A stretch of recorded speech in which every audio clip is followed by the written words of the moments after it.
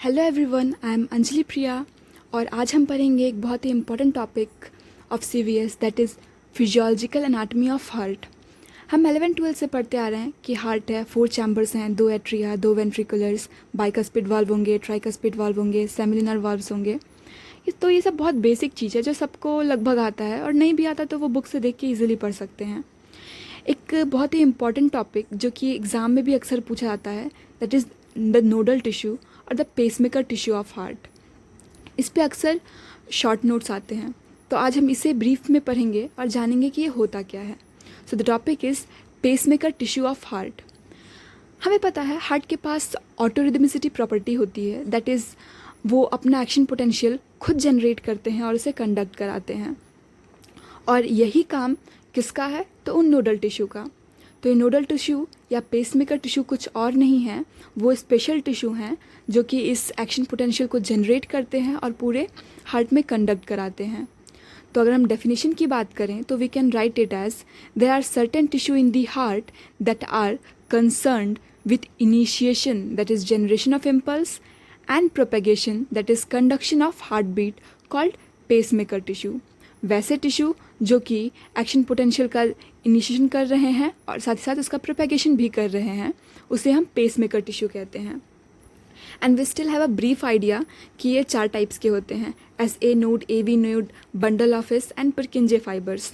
तो पेज देख के डरने की ज़रूरत बिल्कुल भी नहीं है, हमने बस उसके बारे में हल्का ब्रीफ स्टडी की है, कुछ पॉइंट्स लिखे हैं जो कि हम लास्ट में डायग्राम के साथ देखेंगे तो सब फिंगर टिप्स पे हो जाएंगे। तो चलिए पहले हम इसके बारे में कुछ फीचर्स जानते हैं कि ये होते क्या हैं। SA नोड और AV नोड को हम कंपैरेटिव स्टडी करेंगे क्योंकि इनमें कुछ सिमिलरिटीज़ हैं और कुछ कॉन्ट्रास्ट हैं, तो इनको पढ़ना और याद रखना आसान होगा। SA नोड का फुल फॉर्म होता है साइनो एट्रियल नोड और AV नोड का फुल फॉर्म होता है एट्रियो वेंट्रिकुलर नोड। इनमें सिमिलरिटी क्या है कि दोनों हार्ट के पोस्टीरियर एस्पेक्ट में लाई करते हैं। Both lies on posterior aspect, ये भी लाइज ऑन पोस्टीरियर एस्पेक्ट, और दोनों जंक्शन पे लाई करते हैं। पर ये सुपीरियर वेना केवा और राइट एट्रियम के जंक्शन पे लाई करता है, हम लास्ट में डायग्राम में देखेंगे। और ये इंटर आर्टेरियल सेप्टम, ये भी एक जंक्शन हुआ दोनों आर्टरी के बीच में जो सेप्टम है वहाँ पे लाई करता है, near opening of coronary sinus. SA node जो है इसका मेन काम होता है जनरेशन का। It generates and discharge impulse more rapidly, इसीलिए हम इसे इसके सेल्स को P सेल्स भी कहते हैं, P फॉर पेसमेकर सेल्स। और हमारा हार्ट कितने बार बीट करेगा ये भी इसी के कारण डिटरमाइन होता है। Heart beat is determined by the rate of discharge, therefore also called cardiac pacemaker. अब हमने देखा कि ये इतना काम कर रहा है, ये मतलब SA नोड जो है वो एक्शन पोटेंशियल जनरेट कर रहा है, तो इसके मस्कुलेचर में भी कुछ स्पेशल फीचर्स होंगे। क्योंकि ये इतना कॉन्ट्रैक्शन कर रहा है तो इसके जो मसल्स का फीचर है वो अगर हम देखें तो they are thin, elongated and fusiform shape. क्योंकि ये कंटिन्यूसली इतना वर्क कर रहे हैं तो इन्हें एनर्जी सप्लाई भी उतनी ही चाहिए होगी, तो they are highly vascular and rich in glycogen and mitochondria. ये उसके एनर्जी सप्लाई को पूरा करता है।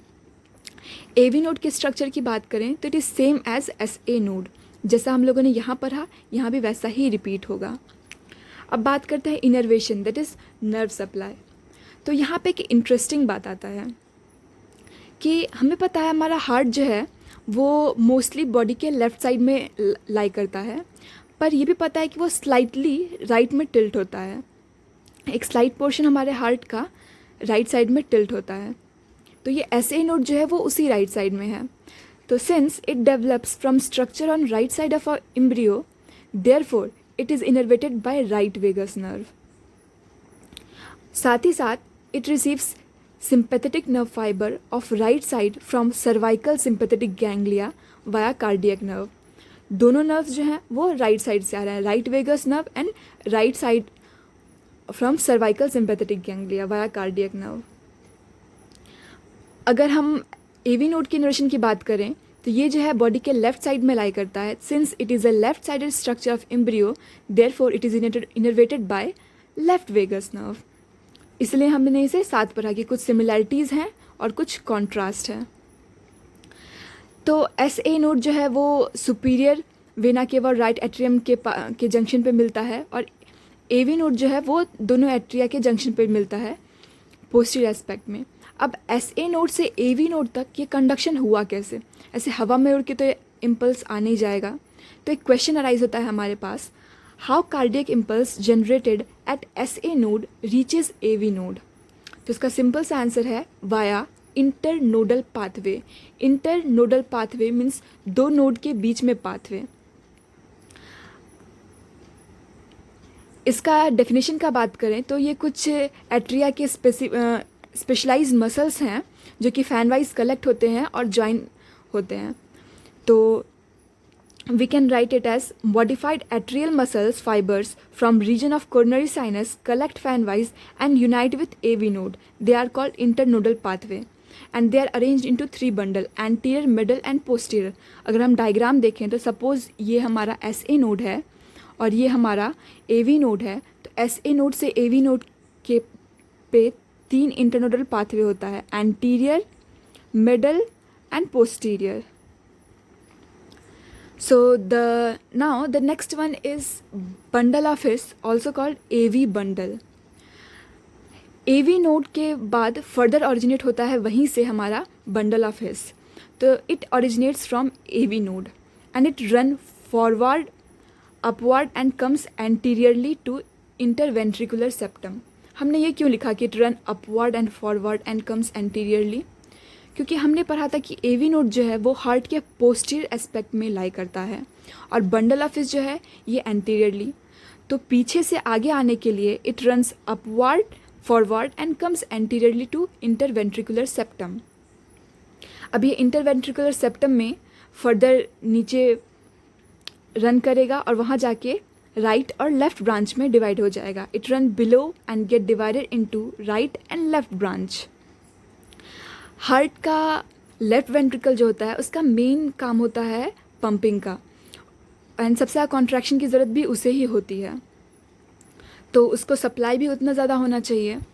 तो left branch divide into anterior fascicle and posterior fascicle. ये दोनों मिल करके हमारे लेफ्ट वेंट्रिकल को सप्लाई करते हैं, साथ ही साथ जो इंटरवेंट्रिकुलर सेप्टम है उसको भी सप्लाई करते हैं. The last one is Purkinje fibres. Purkinje fibres further continuation होते हैं बंडल ऑफ हिस के. तो they originate from terminal division of right and left bundle of His and it penetrates ventricular wall. ये पूरे ventricles को penetrate करते हैं, एक नेटवर्क बनाते हैं और वहाँ तक कंडक्शन कराते हैं. इनके बारे में एक बात देखें तो they are larger and thicker than S A node. ये एस ए नोड से इसके फाइबर्स बड़े होते हैं और थिक भी होते हैं. And because of larger diameter and high permeability of gap junction, देखिए ये थिकर है, मतलब इसका डायमीटर लार्ज है. डायमीटर लार्ज होगा तो आयन चैनल्स उतने ही ज़्यादा होंगे. आयन चैनल ज़्यादा होंगे तो परमिबिलिटी ज़्यादा होगी, उतने ही फास्ट कंडक्शन होगा. So we can write that they transmit impulse at fast velocity nearly 4 meter per second.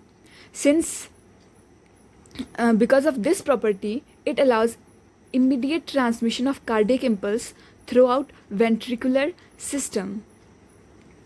तो कुछ नहीं है, पुरकिंजे फाइबर्स का डायमीटर थिक है.